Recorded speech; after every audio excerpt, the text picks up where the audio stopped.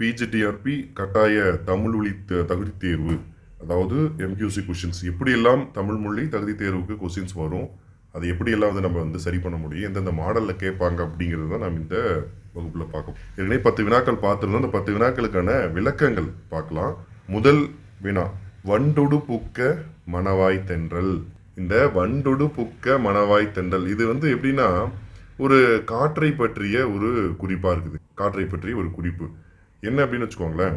வண்டு என்னதுங்க, அந்த வண்டு அந்த பூக்குள்ள புகுந்து அந்த பூக்குள்ள புகுறதுனால அந்த பூவுடைய வாசம் என்ன ஆகுதான், இன்னும் அதிகமாகுதான். இப்போ மூடி இருக்க பூக்குள்ள வண்டு புகுந்து அதை என்ன பண்ணும், அந்த வெளிச்சத்தை உண்டு பண்ணுது இல்லைங்களா.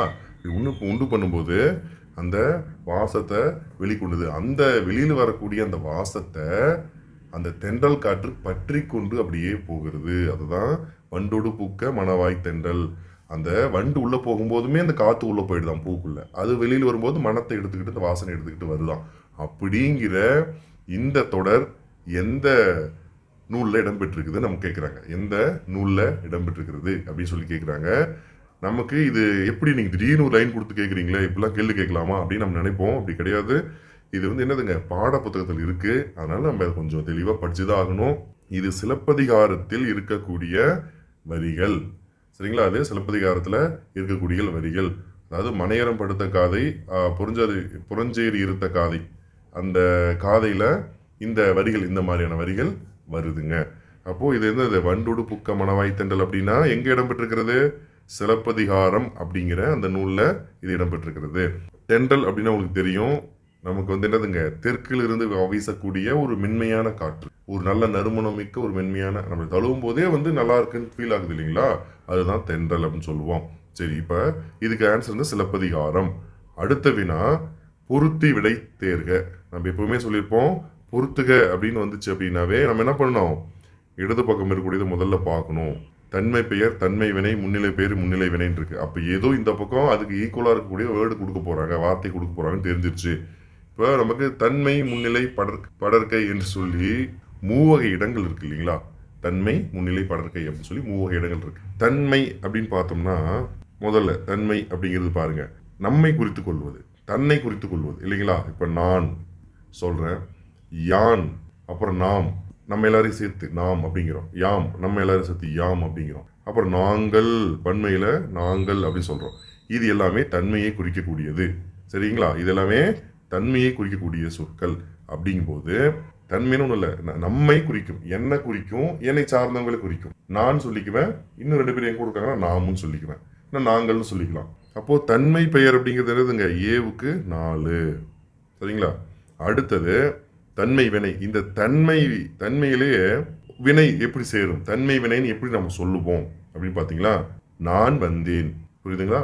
இந்த இடத்துல வந்தேன் ஒரு வார்த்தை இருக்கு பாருங்க, அது எப்படி வரும், நான் வந்தேன் அப்படிதான் வர முடியும். வேற எதுலையாவது ஃபில் பண்ணி பாருங்க, அது வராது. நான் வந்தேன் அப்படித்தான் வரும். அப்போ நம்ம என்ன பண்ணலாம், இந்த இடத்துல தன்மை வினை அப்படின்னு பார்த்தா வந்தேன் இருக்கு, நாம என்ன சொல்ல போறோம், வந்தார்கள், படற்கையில் வந்தார்கள் அப்படின்னு சொல்ல போகிறோம். நான் வந்தேன் அப்படிங்கும்போது அது என்னதுங்க, தன்மை வினை அப்படிங்கிறது, புரியுதுங்களா. அந்த முன்னாடி இப்போ ஒரு சொல்ல போட்டு பாருங்க, வந்தேன் அப்படின்னா நான் வந்தேன் அப்படிங்கிறத அது வந்தேன்னு சுருக்கமாக சொல்கிறோம் நாம. அப்போ அதை புரிஞ்சுக்கிட்டு தன்மையில் அதுதான் வினை, வருதல் அப்படிங்கிறது ஒரு வினைங்க, அப்போ அதுதான் வினை. அப்போது இது வந்து என்னது 4, அடுத்தது பிக்கு வந்து 3, அடுத்தது முன்னிலை பெயர், அடுத்தது முன்னிலை பெயர். சரி, இப்போ முன்னிலை அப்படிங்கும்போது நம்ம என்ன சொல்லுவோம், முன்னாடி இருக்கக்கூடியங்கள சுட்டி சொல்லுவோம் இல்லைங்களா. நீ சொல்கிறோம், நீர் அப்படின்னு சொல்லுவோம், இல்லை நீ வீர் இல்லைங்களா, நீ ஈர், நீ ஈர், நீ வீர், நீ ஈர். நீங்கள் இப்படி நாங்கள் மாதிரி, அந்த மாதிரி நீங்கள். எல்லீர், அந்த எல்லீர், எல்லோரும், எல்லீரும் அப்படின்னு சொல்லி ஒரு வார்த்தை இல்லைங்களா. இப்போ இதில் அதிகமாக நான் பயன்படுத்தக்கூடியது நீ, நீர், நீவீர். நீவீர் வந்தீரோ அப்படின்னு கேட்பாங்க இல்லைங்களா. அப்போ முன்னாடி இருக்கக்கூடியவங்க, நம்ம கொடுக்கவங்களை சொன்னால் தன்மைங்க, முன்னாடி இருக்கவங்க அந்த கூட்டத்தை பற்றி சொன்னோம் அப்படின்னா முன்னிலை. இப்படி மட்டும் ஞாபகம் வச்சுக்கோ, அப்படிதான் பேசுவோம், ரொம்ப கஷ்டப்பட தேவையில்லை, நம்ம அப்படிதான் பேசுவோம். இது முன்னிலை சொற்கள், இது வந்து முன்னிலை இல்லைங்களா. சரி, இது வந்து இந்த இடத்துல பாருங்க, நம்ம சொன்னதில் ஏதாவது இருக்கா, நீ வீர் இருக்கு. அப்போ முன்னிலை பெயர் அப்படிங்கிறது நீ வீர். அப்போ 4, 3, 2. முன்னிலை வினைங்கிறது நான் வந்தீர் நான் சொல்லுவேன், சொல்லுங்க, இல்லை நாம் வந்தீர்னு சொல்லுவோமா, கிடையாது இல்லைங்களா. நீ வீர் வந்தீர் அல்லது நீங்கள் வந்தீர் இப்படித்தான் சொல்லுவோம். அப்போ முன்னிலை வினை, வந்தீர் அப்படிங்கிறது வாங்கிறது வினைங்க, ஒரு செயல். இது முன்னிலைங்கிறது வந்தீர். புரியுதுங்களா? அந்த ஈர் கொண்டு முடியுது. அப்போ முன்னிலை வினைன்னு சொல்லும்போது இந்த இடத்துல நமக்கு அது என்ன பண்ணிக்கலாம், நீ வந்தீர், நீவீர் வந்தீர் அப்படின்னு போட்டு பார்த்தீங்கன்னா உங்களுக்கு புரிஞ்சிடும். அந்த வார்த்தை ஃபில் பண்ணி பார்த்தீங்கன்னா தெரிஞ்சிடும். அப்போ ஒன்று இந்த ஆன்சர் பாருங்க, 4 3 2 1 எங்க இருக்கு? சியில் இருக்கு. ஆப்ஷன் சி தான் இதுக்கு ஆன்சர். நீங்க தன்மை முன்னிலை படற்கை நல்லா தெரிஞ்சுக்கோங்க. அதில் கண்டிப்பாக வினாக்கள் கேட்கறதுக்கு நிறைய வாய்ப்பு இருக்கு. கண்டிப்பாக ஒரு வினா இது வரைக்கும் வந்துட்டு தான் இருக்கு. ஸோ அதை நீங்கள் என்ன பண்ணிக்கணும், மீண்டும் ஒரு முறை நல்லா பார்த்து. ஸோ இப்போ அடுத்த வினாக்கு போகலாம். கரிசல் எழுத்தாளர் வரிசையில் மூத்தவர் யார்? இதுதான் கேள்வி. கரிசல் எழுத்தாளர் வரிசையில மூத்தவர் யார் அப்படின்னு சொல்லி கேட்குறாங்க. இது கேள்வி. நம்ம கரிசல் எழுத்தாளர் அப்படின்னு சொன்னோம்னாவே நமக்கு ஒரு ஞாபகம் வரும், கீரா. ஏனென்றால் கரிசல் எழுத்துக்கு தந்தை என்று அழைக்கப்படக்கூடிய இவர் தாங்க, கீரா தான். ஆனால் ஆன்சர் அது கிடையாது. அங்கே கேள்வி என்னன்னு பாருங்க. கரிசல் எழுத்தாளர் வரிசையில் மூத்தவர்னு அவங்க கேட்குறாங்க. இவர் எழுத்தாளர் தான், ஆனால் இவருக்கும் முன்னேத்தியர் ஒருத்தர் இருக்கார், இவருக்கும் முன்னாடி ஒருத்தர் இருக்கார். அவர் யாருன்னு பார்த்தா கு அழகிரிசாமி தான். கு அழகிரிசாமி அவர்கள் தான் இவருக்கும் முன்னாடி இருக்கக்கூடியவர். அப்போ கீராவுக்கும் என்னதுங்க, மற்ற ஜெயபிரகாசம் போன்ற மற்ற எழுத்தாளர்களுக்கும் முன்னோடியாக இருக்கக்கூடியவர் கு அழகிரிசாமி. அவர் தான் இந்த கரிசல் எழுத்துக்கள், அந்த வட்டார வழக்க, அவர் தான் நாகர்கோவில் பக்கம் இருக்கக்கூடிய அந்த வட்டார வழக்கெல்லாம் தன்னுடைய எழுத்துக்கள்ல எழுதுகிறார். இவர் ரொம்ப அற்புதமான எழுத்தாளர், நல்லா வச்சுக்கோங்க. கரிசல் எழுத்தாளர் தந்தைன்னு கேட்டா கி ராஜநாராயணன் சொல்லிருங்க. கரிசல் எழுத்தாளர்ல முன்னோடி யாரு முதல்ல அப்படின்னு பார்த்தா கு அழகிரிசாமி தான். இவர் என்னங்க, அன்பளிப்பு அப்படிங்கிற சிறுகதைக்காக, அன்பளிப்பு அப்படிங்கிற சிறுகதைக்காக 1970 சாகித்ய அகாதமி விருது வாங்கியிருக்கிறாரு. அற்புதமான கதை அன்பளிப்பு. நீங்க சின்ன வகுப்புல படிச்சுட்டு தான் வந்திருப்பீங்க. அதே போல கு அழகிரிசாமி கடிதங்கள் அப்படின்னு என்னதுங்க சேகரிச்சு அந்த அவர் எழுதினாரே கடித இலக்கியம் எழுதியிருப்பாருங்க. அழகிரிசாமி கடித இலக்கியம் அதில் ஈடுபாடு கொண்டவர். எப்படி கீராவும் கடித இலக்கியம் எழுதியிருப்பாருங்க. அதே மாதிரி நம்ம டிகேசி இருக்காரு இல்லைங்களா, அவரும் வந்து கடித இலக்கியம் எழுதியிருப்பாரு. அது ஒரு முறை. அப்படி அழகிரிசாமி கடிதங்கள் அப்படின்னே அவர் எழுதின கடிதங்களை தொகுத்து என்ன பண்ணியிருக்காருங்க, கீரா அவர்கள் எழுதியிருக்கிறாங்க. அது ஒரு நூலாக போட்டிருக்காருங்க. கு அழகிரிசாமி வந்து என்னதுங்க, ஒரு சாதாரண ஒரு குடும்பத்தில் பிறந்திருந்தாலும் கூட நிறைய இதழ்களில் பணியாற்றி அதன் பிறகு எழுத்துத்துறைக்கு வந்து மிகச்சிறந்த படைப்புகள் எல்லாம் அவர் கொடுத்துருக்காரு. இதழாசிரியராக அவர் பணியாற்றிருக்காரு. இப்படி தன்னால் இயன்ற வரையில தமிழ் இலக்கியத்துக்கு தொண்டு செஞ்சிருக்காரு. இதுல முக்கியமானது என்னன்னா, கரிசல் எழுத்து வட்டார எழுத்து, அதாவது வட்டார எழுத்து அப்படிங்கிற அந்த எழுத்தை நமக்கு முதல்ல அறிமுகப்படுத்தி வச்சது, தொடங்கி வச்சது அப்படின்னு பார்த்தா கு அழகிரிசாமி அவர்கள். அது எந்த மாற்றமும் கிடையாது. இப்போ அடுத்த வினாவுக்கு போலாம். மற்றையது நோக்காது அடிதொரும் வான்பொருள் அற்றற்று ஒழுகும் அஃது. மற்றையது நோக்காது அடிதொரும் வான்பொருள் அற்றற்று ஒழுகும் அஃது டேஸ். என்ன பொருள்கோள் அப்படின்னு சொல்லி கேட்குறாங்க. என்ன பொருள்கோள் அப்படிங்கிறது தான் இங்க கேள்வி நமக்கு. மற்றையது நோக்காது அப்படின்னா மேல கீழே ஏதாவது மொழி மாத்திக்கணுமா, இல்ல முன்னாடி இருக்கிற வார்த்தை கொண்டு போய் நடுவில் இருக்கிற வார்த்தையை வச்சு பொருள் கொள்ளணுமா, இல்ல ஒரே அடிக்குள்ள மாத்திக்கணுமா அப்படிங்கிறத பார்க்காம அந்தந்த அடிகள் அதோட பொருள் முடிஞ்சிடும். அந்தந்த வார்த்தை அந்த பொருளை மட்டும்தான் சொல்லும். அப்போ எப்படி ஒரு ஆற்று நீர் வந்து நேராக ஓடுறது மாதிரி ஃபர்ஸ்ட்ல பாட்டு படிக்க ஆரம்பிச்சிங்கன்னா அப்படியே லைனாக அந்த பொருள் போயிட்டே இருக்கும். இங்கேருந்து எடுத்துகிட்டு போய் அங்கே வச்சு தான் பொருள் பார்க்கணும். சொல்லும் இல்லையா, மொழி மாற்று பொருட்கள் சொல்லும் இல்லைங்களா. ஒரு அடிக்குள்ளே இருக்கிற சொற்களை மட்டும் முன்னு பின்னா மாற்றிக்கிட்டு அப்படின்னா அது மொழி மாற்று பொருள். ஒரு அடிக்குள்ளே இருக்கக்கூடிய சொற்களை முன்னு பின்னுமா அதுக்குள்ளேயே மாற்றிக்கிட்டு அப்படின்னா அது மொழி மாற்று பொருள். நிரலை நிறுத்துதல், அதான் சொல்லுவாங்க இல்லையா, அன்பு மரணம் உடைத்த நெல்வாழ்க்கை பண்பும் பயனும் அதுன்னு சொல்கிறோம்ல. அப்போது அப்படி ஒரு குரல் இருக்குன்னு வச்சுக்கோங்க, அதை நிரல் நிறுத்தி பார்ப்போம். அன்பு அரண், அதுக்கு பண்பு பயன். அப்போ அன்புனா பண்பு, அரண்னா பயன், இப்படி நிரல் நிறுத்துறோம். நிரல் நிறுத்துதல் பண்பு மரணம் அப்படிங்கிறத ஞாபகம் வச்சுக்கோங்க அந்த குரலை. வில்பூட்டு எப்படி வந்து விற்பூட்டு எப்படி இந்த தளவை எடுத்து கொண்டு போய் அங்கே என்ன பண்ணுவாங்க, பொருத்துவாங்க. செயலில் சொற்கள் எப்படி இருக்குதுன்னு வச்சுக்கோங்களேன். முன்னாடி ஒரு சொல் இருக்கும், பின்னாடி ஒரு சொல், முதல்ல இருக்கிற சொல்லு கடைசியாக இருக்க சொல். அந்த ரெண்டு பூட்டதுன்னா கடைசி திருப்பி தான் ஒன்று முன்னாடி வச்சு பூட்டுதான் இணைக்கிறோம் இல்லைங்களா. அது மாதிரி கடைசியாக முன்னாடி இருக்கக்கூடிய அந்த வார்த்தை கூட கடைசியாக அந்த செயலில் கடைசியாக இருக்கிற சொல் தூக்கிட்டு போய் முன்னாடி வச்சு பொருள் காணக்கூடியது. அப்படி பொருள் கண்டால் அது என்னதுங்க, வில்பூட்டு அப்படின்னு பொருளுங்க. சரிங்களா. இதெல்லாம் இவ்வளோ வித்தியாசம் இருக்குது. இப்போ ஆற்று நீர்னா வேறு ஒன்றும் கிடையாது. நமக்கு என்னதுங்க, ஒவ்வொரு அடியிலையும் படித்தோம்னா அதுலேயே அந்த பொருள் முடிஞ்சிடும். ரொம்ப தெளிவாக மற்றையது நோக்காது, மற்றதை பற்றி எது கவலைப்பட தேவையில்லை. என்னாகும், ஆற்று நீர் போல தொடர்ச்சியாக பொருள் நமக்கு தெரியும். அது முன்னுக்கு பின் மாற்றணும், நிரல் நிறுத்தி பார்க்கணும், கடைசியாக இருக்க சொல்ல எடுத்துகிட்டு போய் முதல்ல வச்சு பொருள் பார்க்கணும். இது எந்த பிரச்சனையும் இல்லை. படிக்க அப்படியே வந்துட்டு இருக்கோம். அப்போ இதுக்கு ஆன்சர் ஆற்று நீர் பொருள்கள் தான். இதுதான் நூற்பாங்க. இதே மாதிரி ஒவ்வொரு பொருள்களுக்கும் நூற்பா இருக்குது. சரிங்களா? 8 பொருள்கோள் நீங்கள் வச்சுக்கிட்டிங்கன்னா எல்லாத்துக்குமே வந்து நமக்கு நூற்பா இருக்குது. அந்த நூற்பாவை பெரும்பாலும் கேள்வியே கேட்கிற வாய்ப்பு அதிகம். இல்லை அப்படின்னா அந்த நூற்பாவுக்கு ஏதாவது எடுத்துக்காட்டு கொடுத்துட்டு பாடல் கொடுத்துட்டு அவங்க கேள்வி கேட்கறதுக்கான வாய்ப்புகள் ரொம்ப அதிகமாக இருக்குது. அப்போது மற்ற இது நோக்காது அடிதொரும் வான்பொருள் அற்றற்று ஒழுகும். அங்கங்கே அந்தந்த பொருள் வந்துடும். மற்ற அடிகளை போய் ஒப்பு நோக்க தேவையில்லை அப்படிங்கிறது அதுக்கான பொருளுங்க. அப்போ ஆற்றியல் பொருள் அப்படிங்கிறது விளங்கியிருக்கோம். அடுத்தது பொருந்தாத இணையை கண்டறிக அப்படின்னு சொல்லி கேட்குறாங்க. பொருந்தாத இணையை கண்டறிக. நமக்கு இப்போது இந்த மாதிரி ஒரு பொருந்தாத இணைன்னு கேட்குறாங்க. இது என்னன்னு முதல்ல பாருங்கள். இடது பக்கம் என்னன்னு பாருங்கள். பின்பணி காலம், முதுவேனில், கார்காலம், குளிர்காலம். தமிழ் பிரிப்புகளில் ஒரு நாளை ஆறாகவும் ஒரு ஆண்டை ஆறாகவும் பகுக்கிறது தான் தமிழோட பகுப்பு இல்லைங்களா? நமக்கு அந்த அகப்பொருள் இலக்கியம் நாற்காலிதாசன் நம்பி தான் சொல்கிறார். நீங்கள் இந்த மாதிரி பகுப்பை பார்த்துருப்பீங்க. அப்போது நமக்கு இப்போ 12 மாதங்கள் இருக்குது. ஆனால் தமிழர்கள் பழங்காலத்தில் 6 பருவங்களாக தான் குறித்து வச்சுருந்தாங்க. அது என்ன அப்படின்னு பார்க்கும்போது காரே, கூதிர், முன்பனி, பின்பனி, இளவேனில், முதுவேனில், இந்த 6 தான். முதல்ல இப்படி எழுதிக்கோங்க. அங்கே அதுதான் மேட்ரு இல்லைங்களா? இப்போ எழுதிக்கோங்க. சில பேர் ரொம்ப ரொம்ப என்ன பண்ணுவோம், ரொம்ப படிச்சிருப்போம், நம்ம அழகாக பார்த்தோன்னே இது இல்லை இது இல்லைம்போம். முதல்ல இந்த அமைப்பை எழுதிக்கிங்க. ஒரு நிமிஷம் ஆகுமா? இப்போ இது என்ன பண்ணணும் அப்படின்னா நமக்கு தமிழ் மாதங்கள் தெரியுமில்ல, நல்லா பார்த்துக்கோங்க. கார்காலம் இந்த தான் அமைப்பு. காரே, கூதிர், முன்பனி, பின்பனி, இளவேலி, முதுவேலி, இதுதான் நூற்பா. இப்படி தான் நீங்கள் ஞாபகம் வச்சுக்கணும். இப்படி ஞாபகம் வச்சுட்ட பிறகு காரே, கூதிர், முன்பனி, பின்பனி, இளவேலி, முதுவேலி இப்படி ஞாபகம் வச்சிட்ட பிறகு தமிழ் மாதங்கள் உங்களுக்கு எங்கே இருந்தாலும் சொல்ல தெரியும் இல்லையா? எப்படி பார்த்தாலும். அப்போ நம்ம என்ன பண்ணால் அந்த கார்காலத்துக்கு ஆவணி, புரட்டாசி, அவ்வளோதான். 2 மாதம் வரும். அப்போ அப்படியே எழுதுங்க.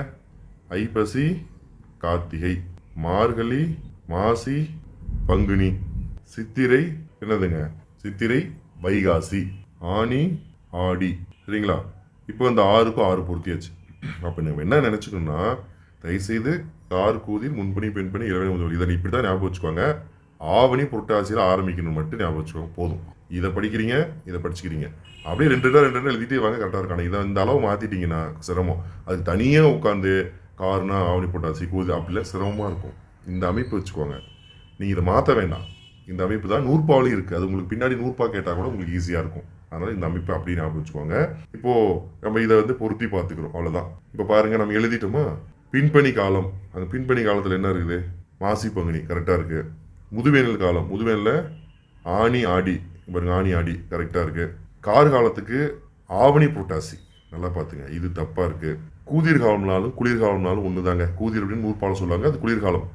ஐப்பசி, கார்த்திகை தான் வரும். மாநிலத்தை இருக்குது, தப்பாக இருக்குது. அப்போ இங்கே பொருந்தாமல் எது இருக்குது பாருங்கள்? 3, 4 தான் பொருந்தாமல் இருக்குது. சரிங்களா?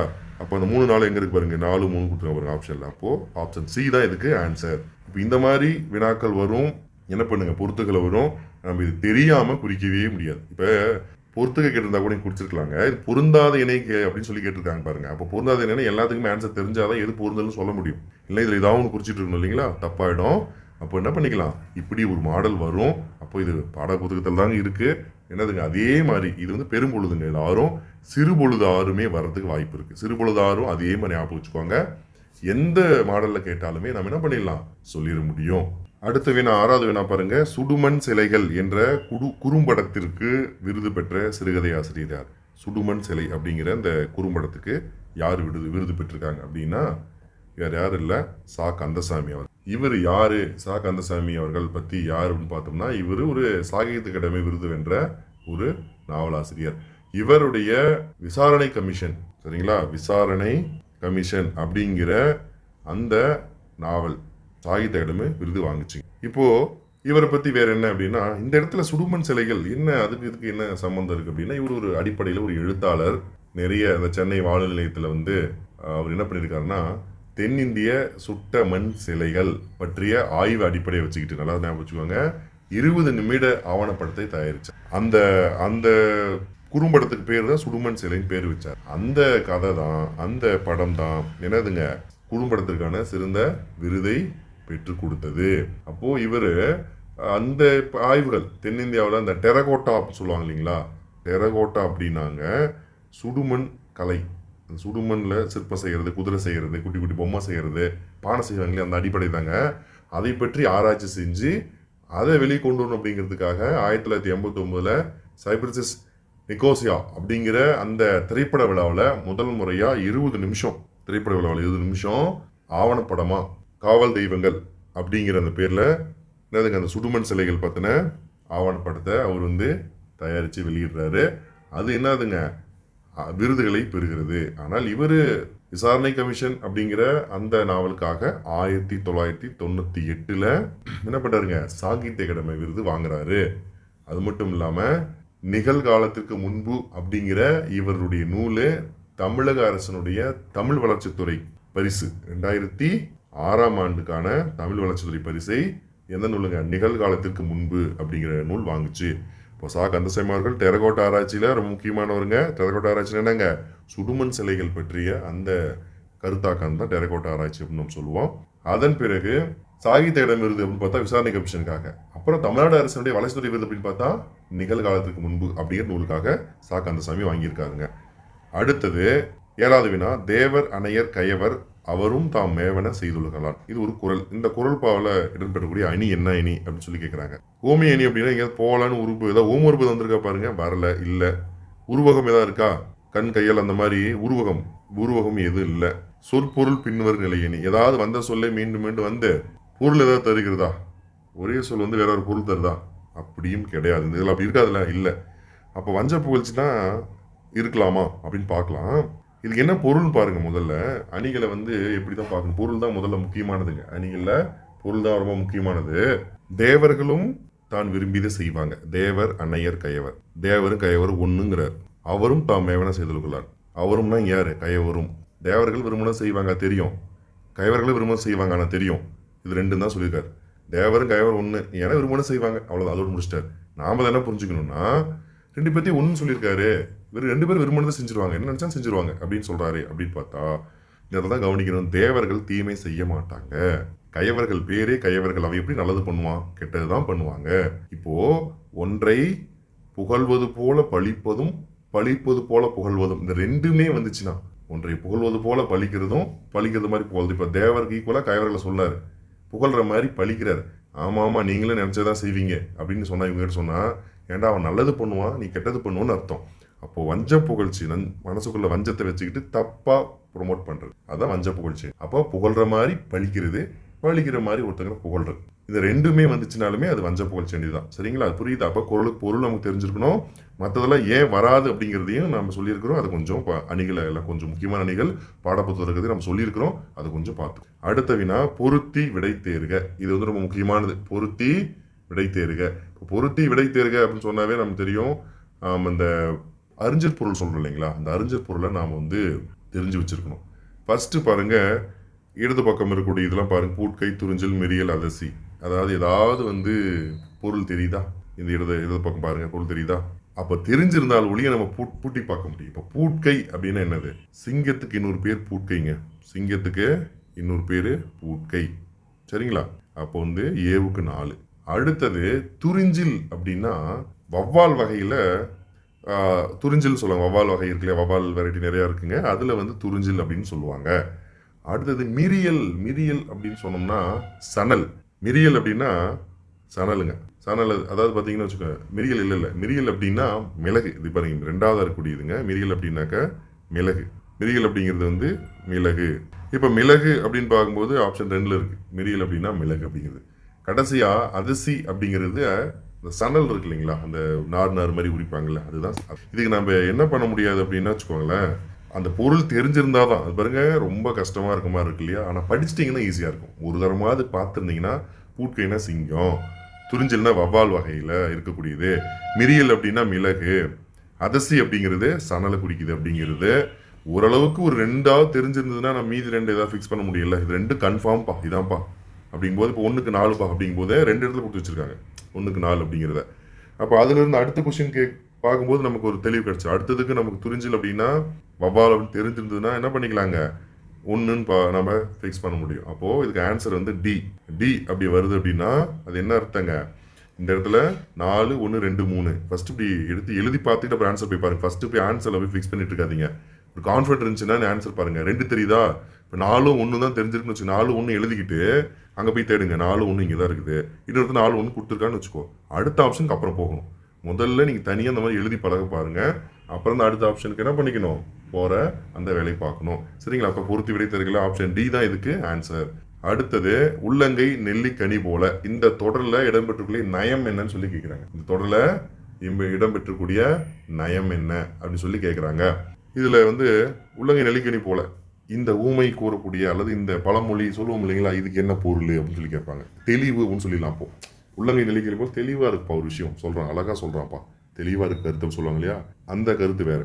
இந்த இடத்துல உள்ளங்கை நெல்லிக்கனி போல அப்படின்னு சொல்லும்போது இதில் எங்கேயாவது வந்து உருவகம் இருக்கா பாருங்க, மெட்டாஃபர். அதாவது உருவகம் பார்த்தீங்கன்னா இப்போ வந்து மலர்பாதம் அப்படின்னு வச்சுக்கோங்க, ஓமை ஓமேயம் முன்னு பின்ன வரும், பாதம் மலர்னு வரும், இதுமாரி ஏதாவது இருக்கா? அப்படிலாம் இது இல்லை. சரி, இது ஏதாவது போலி, முதற்போலி, இடைப்போலி, கடைப்போலி. போலினா அதே மாதிரி இருக்கும் பொருள், ஆனால் வேற ஒன்று சொல்லு இருக்கும், பொருள் அதே தான் தரும். அணி ஏதாவது விளக்கணி இருக்கா? இல்லை. நான் ஏன் இந்த ஊமையை சொல்லணும்னு சொல்கிறேன், இதான் ஆன்சர், ஊமை தான் ஆன்சர். அணி இது அணி கிடையாது. நீங்கள் ஊமை எப்படின்னு ஒரு வார்த்தையை ஆப்ஷனில் பார்க்குறீங்களே, பார்த்துட்டீங்க அப்படின்னாவே ஓம உருபு போல, புறைய, ஒப்ப, உரல, மான, கடுப்ப, நேர, நிகர, அன்னை என்ன என்பவும் பிறவும் ஓமத்து உறுப்பே அப்படின்னு சொல்லுவாங்க. இதில் ஏதாவது ஒன்று நம்ம சொன்னதில் ஓம உறுப்பு, ஏதாவது ஓம உறுப்பு ஞாபகம் வச்சுக்கிட்டு தான் ஆகணுங்க. அதிகமாக போல தாங்க வரும். மற்ற கொஞ்சம் இடங்களில் குரலில் வருங்க, மற்று அப்படின்னு சொல்லி போல தான் அதிகமாக வரும். அப்போது போலன்னு வந்துருச்சு, ஒன்றுமே இல்லை, ஊமை தான். கண்ணை மூட்டு குடிச்சிட்டு போகலாம், ஏன்னா ஓம உறுப்பு வந்துருச்சு, நமக்கு எந்த பயமும் இல்லை, என்ன பண்ணிக்கலாங்க, ஊமை தான் இருக்குது அப்படிங்கிறத, இதில் நயம் ஊமை தான் இருக்குங்கிறத அற்புதமாக குறிச்சிடலாம். இதையே நான் என்ன சொல்லியிருக்கிறேன், காட்டாற்று வெள்ளம் போல, மடை திறந்த வெள்ளம் போல, வாழையடி வாழையாக. இந்த வழக்கு இருக்கு இல்லையா, பழமொழி வழக்கு, என்ன பொருளை தருகுதுன்னு கேட்பாங்க சில இடங்களில். அப்படி என்ன பொருளை தருகிறது அப்படின்னு சொல்லி கேட்கும்போது நம்ம என்ன பண்ணோம் அப்படின்னு வச்சுக்கோங்களேன், அதுக்கான உட்பொருள் ஆள்பொருள், பசுமரத்தாணி போல அப்படின்னு என்னதுங்க, பசுமரத்தாணி போல பதிஞ்சிருக்குது அப்படின்னு சொன்னேன்னா, அது நல்லா சின்ன வயசுலேயே ஒரு விஷயத்தை படித்தோம் அப்படின்னாக்க அது நல்லா ஆழமாக பதிஞ்சிரும் அப்படிங்கிறத உணர்த்தக்கூடியது. அப்போ இந்த மாதிரி ஒவ்வொருக்கும் பொருள், அதுவும் வந்து நமக்கு என்ன பண்ணியிருக்காங்கன்னா பாடப்புத்தகத்தில் கொடுத்துருக்காங்க, சில வார்த்தைகளுக்கு என்ன பொருள் அப்படின்னு சொல்லி. சரி, இப்போ இதுக்கு உள்ளங்கை நெல்லிக்கறி போன அப்படிங்கிற நயம் என்ன இருக்குன்னா, போல வந்திருக்குது, ஊமை தான் நயம். அடுத்தது இறுதியாக இருக்கக்கூடிய வினா பாருங்க, ஊர் பெயர் மரு. மரு அப்படிங்கிறது என்ன ஒன்றும் கிடையாது. புதுச்சேரி என்னன்னு சொல்கிறோம், புதுவைன்னு சொல்கிறோம் இல்லையா, அது மாதிரி நாம் கோயம்புத்தூர் என்ன சொல்கிறோம், கோவைன்னு சொல்கிறோம் இல்லையா. மருவி அப்படி சுருங்கி அப்படி சொல்லும் அந்த பேர், அப்படி மருவி இப்படி வந்துருச்சு, அப்படி இருந்த ஊர் தாங்க இப்படி வந்துருச்சு மருவி அப்படின்னு சொல்லுவாங்க, சுருங்கி போயிடுச்சு அப்படின்னு சொல்லுவாங்க இல்லையா. அப்போது இதை தவறான ஊர் பேர் மருவி கேட்குற, பொறுத்துக்கெல்லாம் கேட்கலங்க, தவறானதுன்னு கேட்குறாங்க.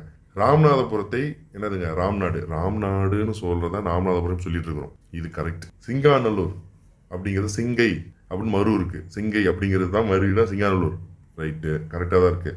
உடுமலைப்பேட்டை அப்படிங்கிறதுக்கு மலைப்பேட்டைன்னு மரு கிடையாதுங்க, இது கிடையவே கிடையாது, இது தவறு.